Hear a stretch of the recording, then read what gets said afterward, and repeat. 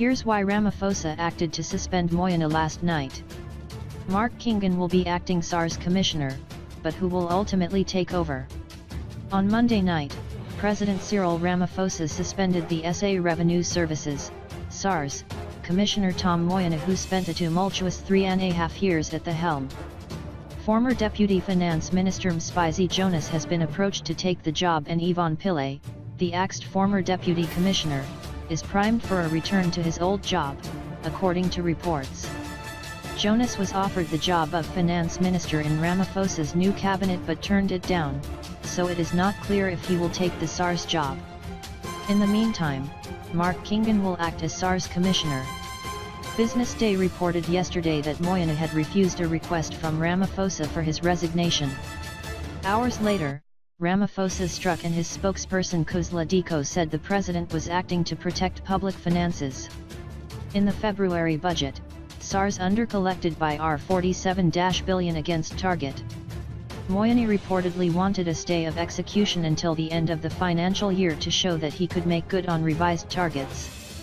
But, in addition to a lower tax take, South Africans are becoming less compliant about paying tax, according to reports from SARS itself.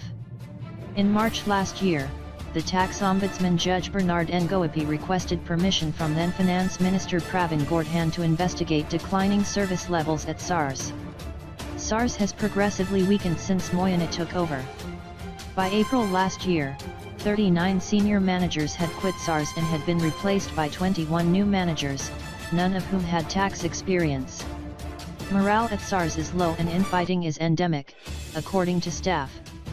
This has had an impact on collection. Moyane says revenues are lower because the economy is in a low-growth phase.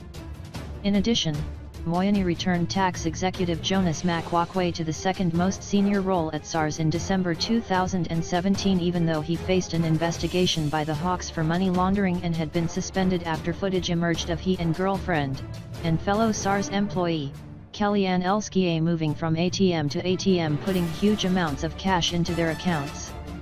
He had also been fingered in a Financial Intelligence Center, FIC, report for having untraceable cash in his bank accounts. Moyane was not on the list of 104 candidates who applied for the job of SARS Commissioner when incumbent Hupa Megashule quit. Instead, he was personally deployed into the position by President Jacob Zuma, who was under pressure from the previous SARS leadership for his unpaid taxes. Since he took over, SARS investigative capacity has been neutered, and a number of high-profile investigations into organized crime have come to a dead halt, often because syndicates have high-profile political contacts. These have included investigations into illegal tobacco smuggling and the gangland protection industry in Cape Town, among others. Moyane is believed to have protected these interests to the detriment of the fiscus. In May 2015, Moyane laid charges against former Finance Minister Pravin Gordhan for his alleged role in starting what became known as the Rogue Spy Unit and for allegedly illegal pension payout to Pillay.